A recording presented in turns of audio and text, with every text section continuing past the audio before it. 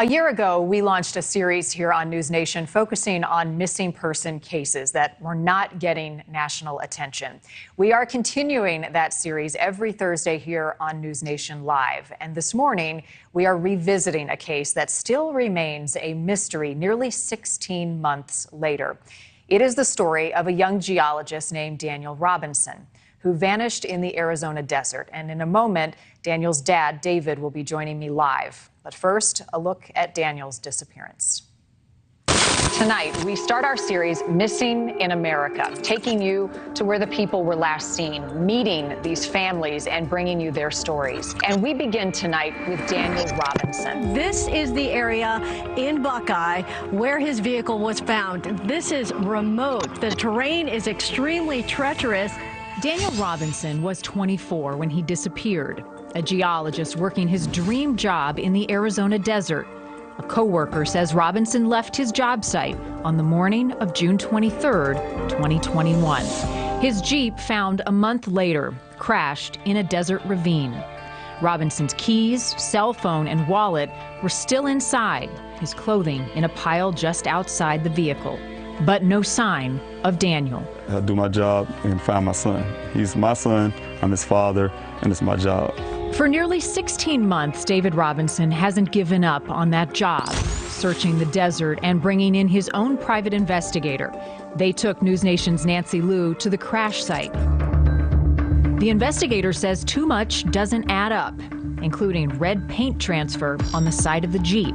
The vehicle was tipped over on the passenger side, so there's no red paint in this area.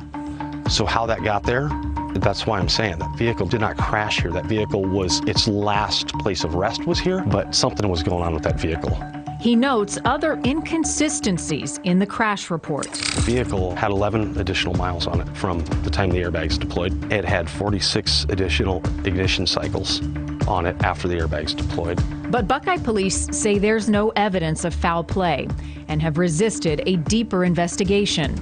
The private investigator is also no longer on the case, but Robinson has finally convinced an outside law enforcement agency to go through Daniel's computer and cell phones for any clues. They saw some of the things that I was seeing, and they wanted to look into it themselves. While he waits for any information, he holds vigils. As you guys know, I've been here over a year searching for Daniel. And has organized dozens of searches. Still don't have the answers that we're looking for.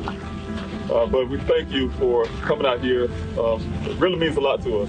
Covering more than 23,000 acres, using four-wheelers and on foot. On at least two separate occasions, volunteers found human remains, which turned out not to be Daniel's. Even though we didn't find Daniel, but it gave you some relief a little. That, we was able to bring some other families some type of closure. He raises money on GoFundMe and takes every opportunity to speak about his son's disappearance. I'm just here to bring awareness to my son's case. Even appearing at CrimeCon in Las Vegas. Robinson has created a robust social media presence, a sophisticated website documenting coverage of the case, and weekly live online updates. All to keep his and other cases in the spotlight. I'm blessed that I have a small platform, especially on YouTube presence, as well as TikTok and Twitter. In that doing so, I'm able to also help other families. I had other families on my Q&A to be able to tell their stories as well. This Army veteran with a new mission in life, one he says he'll never give up. No matter what, we will not leave a soldier behind. My son, he's my son, and I'm definitely not leaving him behind. That's thank you. Local police investigating continue to say they have no evidence of foul play in Daniel's disappearance. Joining me now is Daniel's dad, David Robinson. David, you and I have spoken a number of times over the last year since Daniel's disappearance. By watching this story again, finding him must be all-consuming. You changed your life, moved across the country to search. Yes, thank you for having me on. Yes, it's been very trying for me and my family, Daniel's siblings, his mother. It's been very trying being out here trying to get the answers that we're looking for. You can imagine after a year now still searching for Daniel and not having all the answers that we're looking for is very troubling in our mental state. It's really, really hard. struggling and working with the law enforcement on the outside of Buckeye, trying to get more law enforcement more involved to a point where there's an urgency there. I'm still looking for that urgency after a year. A lot of urgency that will definitely give me more answers, but I'm still on the job. I'm still on the job, putting on my investigative hat, as well as being a father, but also being able to help others as I'm taking this journey. David, I said a moment ago, Buckeye Police, they have a timeline on their website. They say they're still actively investigating, but there's no evidence of foul play. After all of your investigative work and being so close to this case, do you believe that? Well, according to my investigator, I did hire a private investigator, and all the information that we gave them from tangible evidence of the red transfer paint, for instance, 11 additional miles, pressure on the windshield, the fact that we don't even know it's Daniel's clothing that's on the ground, haven't been forensically tested. Those type things will, in my opinion, based on my family knowledge of my son. I've been there from the time he was born. We have a great indication about the way Daniel thinks. So you put all that things in combination, that will suggest foul play. Against what Buckeye Police Department feel, I feel there's more to the story. And you questioned, David, the timeline as well. What stands out to you that may be inaccurate about the timeline? Well, one of the biggest things is the person that's last seen a person should be, that story should be vetted very well. And we later found out in my investigation, his story just didn't match the timeline.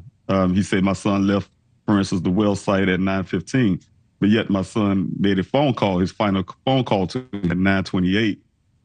Those calls and the desire my son sent a text message to ask for the location became unanswered. So again, like I said, my son called at 9:28. I'm assuming to ask for direction. So the timeline is not right. When the timeline is not right, you really have to scrutinize that story a little more. David, this is a tough question to ask, and I'm sorry for asking it, but do you feel as though Daniel is still alive? I have to. That's the only one that's one of the things that keep me going. Is also crucial for my family, his mother. We're people of faith. We believe in God. We believe in miracles. Though sometimes I look at everything that I have evidence-wise that would suggest other things, I still keep that hope and that faith because we don't have those answers of where Daniel's located. So I always have to keep that faith that somehow I'm going to bring my son home alive. And I really want to believe that. And I'm going to continue to believe that. I appreciate that. And David, as we look at pictures of Daniel on the screen, there's one video that I just love where he's standing outside and snow is falling on his face. He's got this great big smile. I want you to share with people at home your son, his personality, who he is, and what you miss most about him. Yeah, Daniel's very free-spirited. You probably can tell by the pictures. He's loved by a lot of his friends. He's a very friendly person. He loves nature. That's the reason why he's a geologist. That's why he came out to Arizona. He wants to be able to be in tune with nature. Also, he's a very family-oriented person. He definitely keeps the family together. Like I said, he shows a lot of love to his family. We love him back. One thing I miss the most for me, on my perspective, is having a conversation with my son. My son always come to me. He come to his mother. He calls all the time. We keep in contact with each other.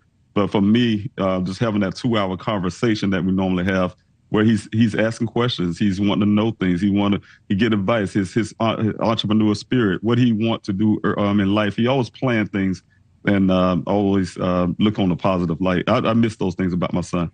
And do you think about what you would say to him now if he could hear you? Yes, of course. I've been here over a year searching for you. I'm not giving up. He's my son. I love him dearly. I'm here to fight. That's what fathers do. He know I have his back, and I'm here for him. No matter what, I'm definitely here and want to make sure I bring him back. And I'm not going to let anyone stop me. I want him to know that. Amen. David, you have become such a powerful voice for so many other families that you have come in contact with who are also trying to find their loved ones. What has that support and getting to know these families meant for you and giving you hope in your case as well?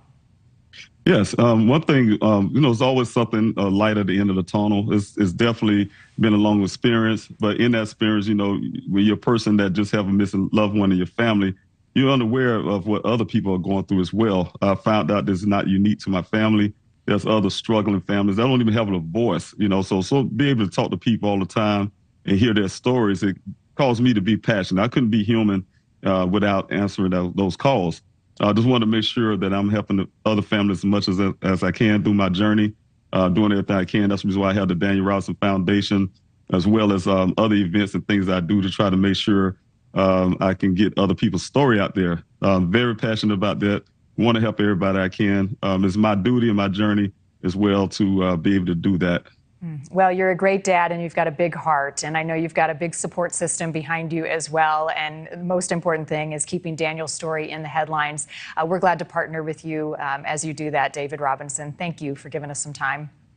I appreciate you. Thanks so much. My best to you. And if you have any information on the location of Daniel, if you have any information in this case, the Buckeye Police Department are still actively investigating. You can also go online to pleasehelpfinddaniel.com. And you can follow our missing series here on News Nation every Wednesday on Rush Hour with Nicole Burley and Thursday right here on News Nation Live. And if you have a case